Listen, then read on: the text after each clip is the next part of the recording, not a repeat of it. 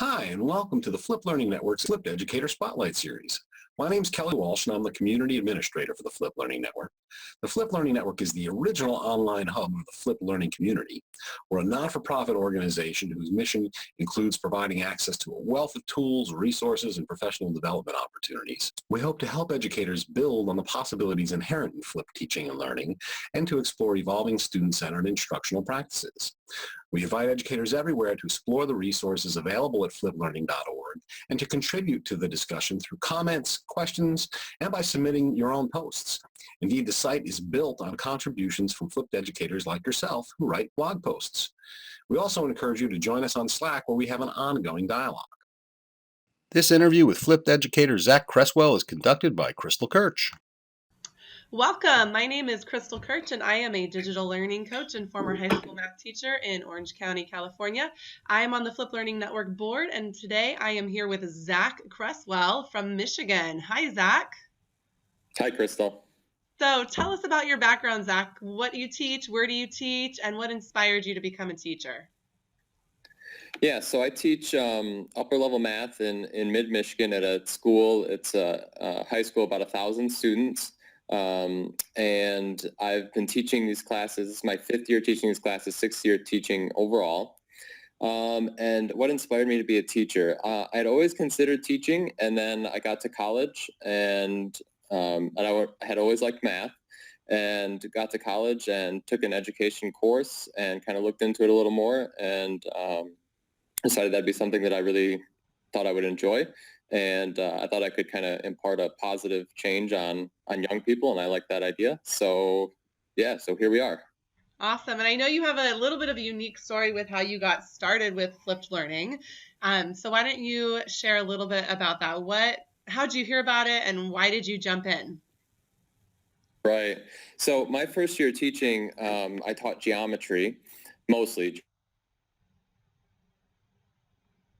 We're in trimesters here, and so we would do a whole year of geometry in 2 trimesters, which was the whole book, like 12 chapters in 24 weeks, I guess. So we would just burn through the content. I know it was my first year, but I just felt like I was constantly losing students, and there wasn't anything I could do because we had to keep moving. So, and I also noticed that I was pretty effective if I could help kids in small groups or individually. So initial motivation was, how can I create more space to help kids individually and in small groups? And so I can't remember exactly how I found out about flipped learning, but I called one of my mentors, Steve Kelly, and kind of explained what was going on, and he kind of explained what was going on in his life, and he had just started flipped learning that year, I think. And so, of course, I gave him the 100 questions about what do you do about access and how do you make your videos and all that stuff. But in the second trimester, I learned a bunch about it and started making videos. In the third trimester of my first year, I flipped geometry. I got all new courses the next year, so I couldn't use all of that stuff that I made again. But that's where I started. And so,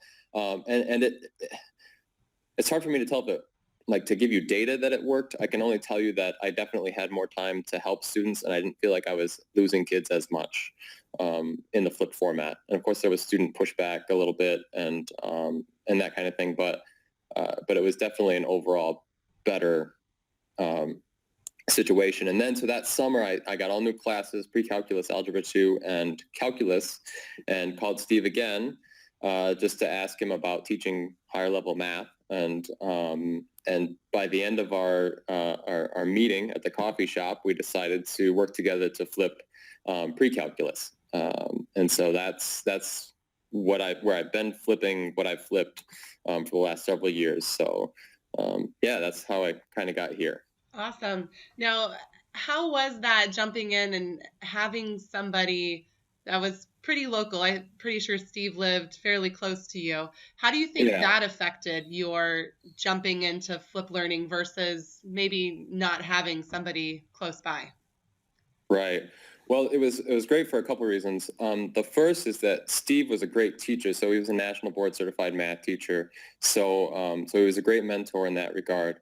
But just having someone to keep you accountable. So there's lots of times where I'll be like, okay, I'm going to do this thing in class. I'm going to do it every Monday or whatever. And then after 5 or 6 Mondays, it's kind of fizzled out. Or, I'm going to really try and do better at this year. And then by November, December, it's kind of, oh yeah, maybe I'll do that better next year. And so, but when you're working together on it, you keep each other accountable. If you schedule a Saturday to make videos, then you show up on Saturday and you make videos. You know what I mean? You don't, it just happens because you're holding each other accountable. You're working together on it.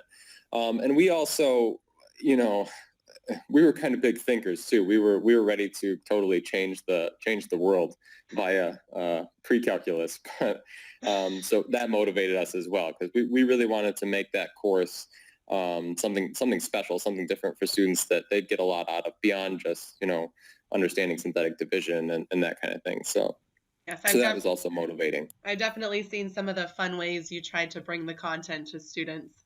So maybe we'll have to put a link or so in this video so people can check those out for sure.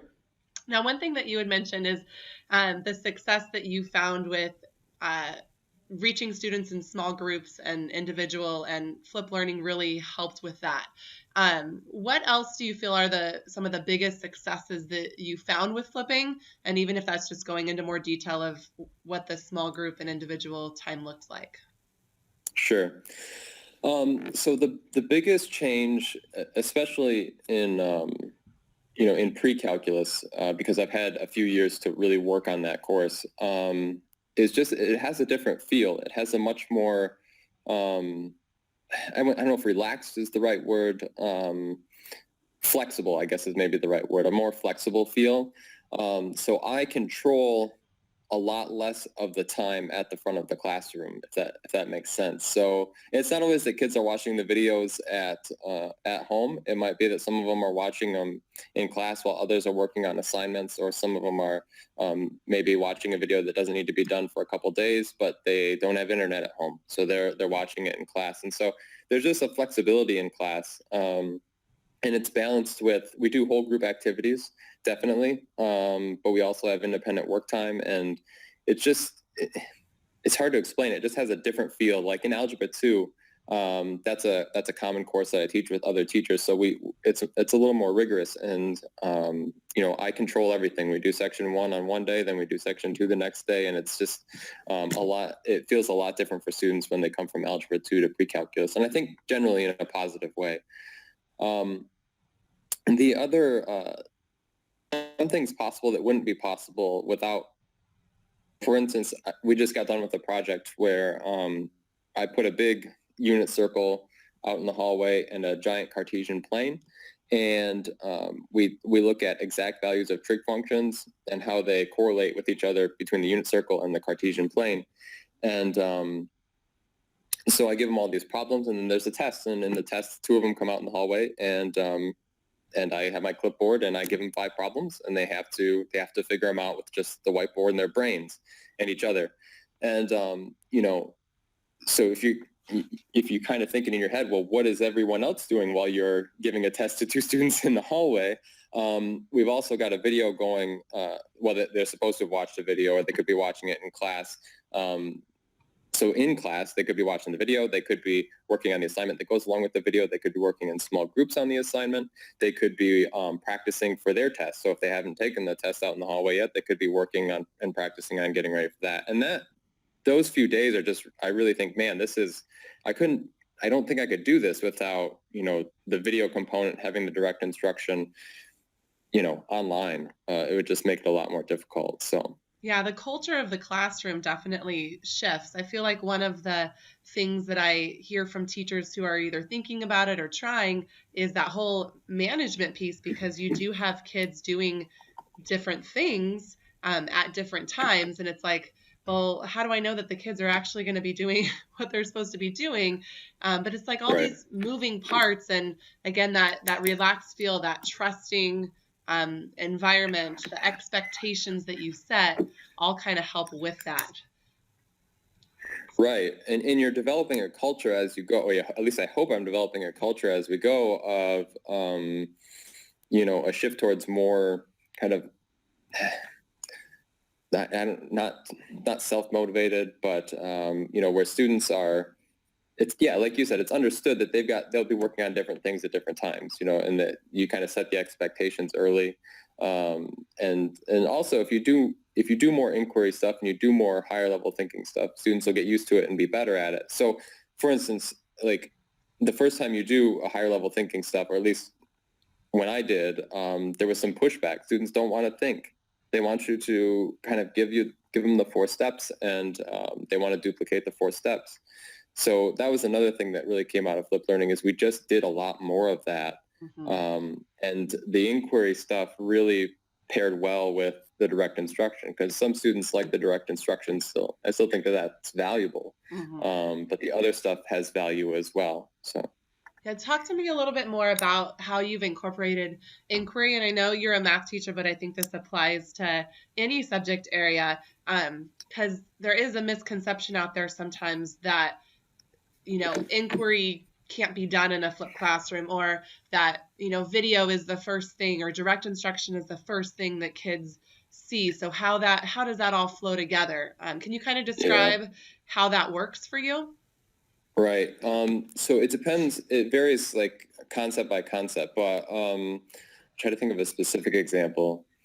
So I can give you 2. So like there's a concept in early on in pre-calculus called composition of functions and operations on functions, where basically you just take 2 functions and you do stuff to them. So you add them, you subtract them, you divide them, you put functions inside of other functions. Okay. And it turns out that there's really interesting things that happen graphically when you do this. And based on the functions that you're using and how you're putting them together, you can make predictions about what the graph is going to look like. So before students have the video over adding and subtracting functions and composition of functions, they do an inquiry task where they look at functions, they make predictions about what's going to happen, and then they actually graph them and see what happens. And they also do things like they take a look at the graph and then try and work backwards, like, okay, so here's what the graph looks like. How does that connect to what the functions do, or what I know about the functions individually? So that's one example. Another one is when we talk about radians, we do a whole class activity where I play a short video clip of an animation without going into too much math detail. A radius kind of spins around a circle. But anyway, we do an activity first to kind of help them grapple with what a radian is and looks like before we do any videos or anything like that over radians. So, I think if I can, I'll try and start a concept with some sort of task that engages their prior knowledge and gets them thinking. And then the video comes in and kind of solidifies some of the ideas and maybe gives them a little bit more structure to the ideas. So that's ideal. It doesn't happen every time, but that's kind of what I shoot for. That's awesome. One thing I found is every year that you flip, you find different ways to, build in either the inquiry or build in higher level thinking. And it just kind of comes as you try new things and you see how students are interacting with material and collaborate with other teachers. So I think it's encouraging to hear that it's not something year 1, year 2, you got it all figured out. It's a journey. Right. Yeah. And laying a good foundation is really important. So like if you do a good job when you first put all your videos together, then it gets really fun because those videos are there. You're now spending time on building more interesting things from my perspective, because interesting, but also interesting from the student's perspective too, I think. So it makes it more fun once the grunt work of making the videos is done. So talking about making videos and being able to use them year after year, what do you make sure your video includes or maybe doesn't include so it is flexible enough to be able to be used year in and year out? That's a good question. So I found that shorter videos are better. So if I have, just time-wise is important. So we try to keep our videos under 10 minutes. Some of them go a little bit long, and if they do, then we pay for it. Students don't like it at all. But also having them shorter makes them more flexible. So if you for whatever reason, it happens in our Algebra 2 book all the time. It's like they'll put like 4 concepts in one section. Mm-hmm. So if I was to make a video over just that section 2.8, right, and it's got all 4 concepts in it, let's say the video is 10 minutes, or maybe it's a little bit longer. No, it'll take 10 minutes. It's better if I have 4 2.5-minute videos than 1 10-minute video, because if the next year I want to break it up differently, I've got the flexibility to do that. So, err on the side of smaller videos, I think, is important.